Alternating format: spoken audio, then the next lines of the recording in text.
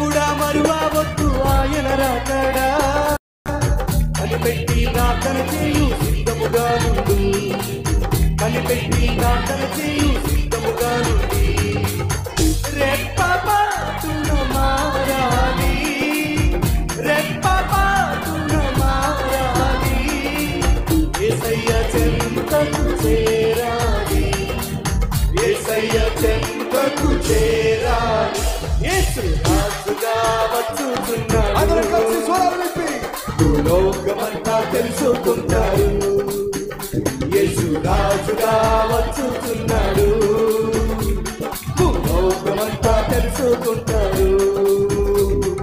రవి కోటి నేతుడు రమ్యమైన దేవుడు, రవి కోటి నేతుడు రమ్యమైన దేవుడు, రాజుగా వచ్చుచున్నాడు. యేసు రాజుగా వచ్చుచున్నాడు, యేసు రాజుగా వచ్చుచున్నాడు, యేసు రాజుగా వచ్చుచున్నాడు, యేసు రాజుగా వచ్చుచున్నాడు. భూలోకమంతా తెలుసుకుంటారు. యేసు రాజుగా వచ్చుచున్నాడు, భూలోకమంతా తెలుసుకుంటారు. యేసు రాజుగా వచ్చుచున్నాడు, భూలోకమంతా తెలుసుకుంటారు. యేసు రాజుగా వచ్చుచున్నాడు, భూలోకమంతా తెలుసుకుంటారు.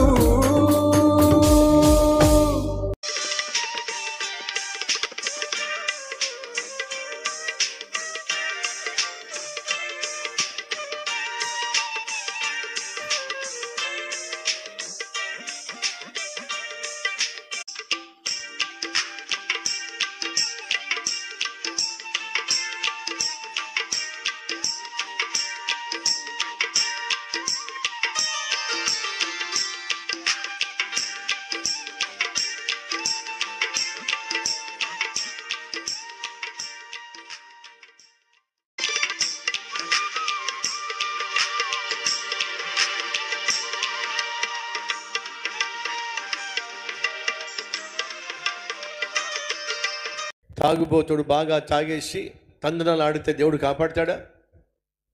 వ్యభిచారం చేయడానికి పరుగులు తీసేవాడు పడిపోకుండా, ఏ లారీయో కారో గుద్దకుండా దేవుడు కాపాడతాడా? ఒక్కసారి ఆలోచించండి. దేవుడు నిన్ను నన్ను కాపాడాలి అని అంటే ఆయన రెక్కల చోటున మనం ఉండాలి, ఆయన సన్నిధిలో మనం ఉండాలి. తల్లి కోడి తన బిడ్డలను ఎప్పుడు కాపాడుకుంటుంది? ఆ పిల్లలు తల్లి రెక్కల కిందకు వస్తే కాపాడుకుంటుంది. నీ రెక్కల కింద మేమెందుకు రావాలని చెప్పి ఏ కోడి పిల్ల అయినా బయటకు వెళ్ళింది అనుకోండి, ఏం పోగొట్టుకుంటుంది? కాపుదలను పోగొట్టుకుంటుంది, ప్రాణాన్ని పోగొట్టుకుంటుంది. అమాంతంగా గద్దొచ్చి ఆ పిల్లని వేసుకెళ్ళిపోతుంది. సంగమా వింటున్నారా? నువ్వు నేను దేవుని యొక్క కాపుదలలో ఉండాలంటే ఆయనను విడిచిపెట్టి వెళ్ళిపోవడానికి వీల్లేదు. ఆయన రానటువంటి స్థలాలకు వెళ్ళడానికి వీల్లేదు. తెలుసు కదా, నేను 12 సంవత్సరాల చిరుప్రాయంలో రక్షించబడ్డా. అంతకుముందు పిచ్చి పిచ్చిగా సినిమాలు చూసేవాడిని. కానీ రక్షించబడిన తర్వాత సినిమాలకు స్వస్తి పలికా, సినిమాలు చూడడం మానేశా. అలా సినిమాలు చూడడం మానేసిన తర్వాత నా ఫేవరెట్ హీరో సినిమా వచ్చింది. అదంటే నాకు పిచ్చి ఇష్టం. సో ఫేవరెట్ సినిమా వచ్చినప్పుడు నేను ప్రభువుకు ప్రార్థన చేశా. ఏంటో తెలుసా? ప్రభువా నేను బాగా ఇష్టపడే హీరో సినిమా వచ్చింది ప్రభువా, నువ్వు లేకుండా నువ్వు రాకుండా ఎక్కడికి వెళ్ళను కదా. ఏంటి ఇంట్లో ప్రార్థన చేస్తున్నా. ప్రభువా నువ్వు నేను కలిసే ఉన్నాం కదా, మనం ఇద్దరం కలిసే ఉంటాం కదా. ఇప్పుడు నేనే సినిమా హాల్కి వెళ్తున్నాను, నువ్వు సినిమా హాల్లోకి రావు కదా. ఓ పని చేయి ప్రభువా, గేటు దగ్గర ఆగిపో. ఎక్కడ ఆగిపోవాలట? సినిమా హాల్ గేటు దగ్గర నువ్వు ఆగిపో. నేను లోపలికి వెళ్ళి సినిమా చూసి వచ్చేసిన తర్వాత గేటు దగ్గర నువ్వు వెయిట్ చేస్తూ ఉంటావు కదా, కాబట్టి మళ్ళా నువ్వు నేను కలిసి ఇంటికి వెళ్ళిపోదాం అని ప్రార్థన చేశా. మీకు నవ్వుగా ఉంది కదా? అవునా కదా? అంటే అర్థం ఏమిటంటే ఆ చిన్న ప్రాయంలో నాకున్న ఆలోచన ఏమిటంటే పాపిష్టి స్థలాలకు దేవుడు రాడు. ఎక్కడ దేవుడు నీకు తోడుగా ఉండడో అక్కడ నీకు ప్రమాదము పొంచి ఉంటుంది. ఎక్కడ నీతో దేవుడు రాడో అక్కడకు నువ్వు వెళ్ళినట్లయితే నువ్వు నష్టపోతావు. ఏ పనిలో దేవుడు నీకు సహాయం చెయ్యడో ఆ పని నువ్వు చేసినప్పుడు నువ్వు నష్టపోతావు.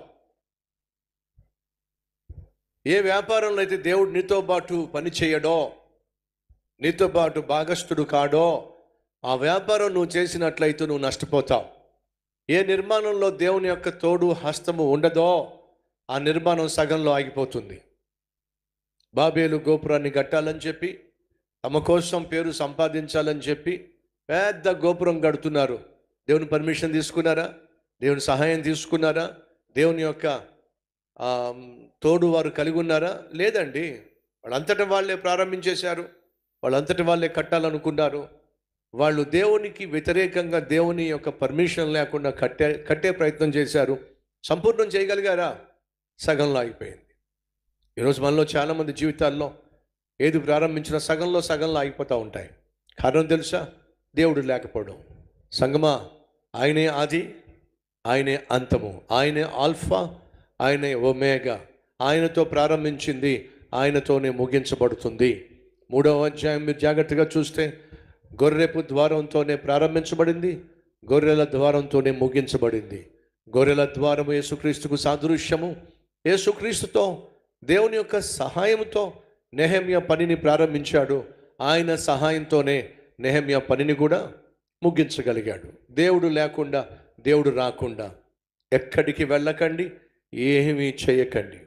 ఎందుకని? చేసే ప్రయత్నం చేస్తే నష్టపోతాము, కష్టాలు పాలైపోతాము అనే వాస్తవాన్ని మర్చిపోవద్దని ప్రభు పేరట మనం చేస్తున్నాం.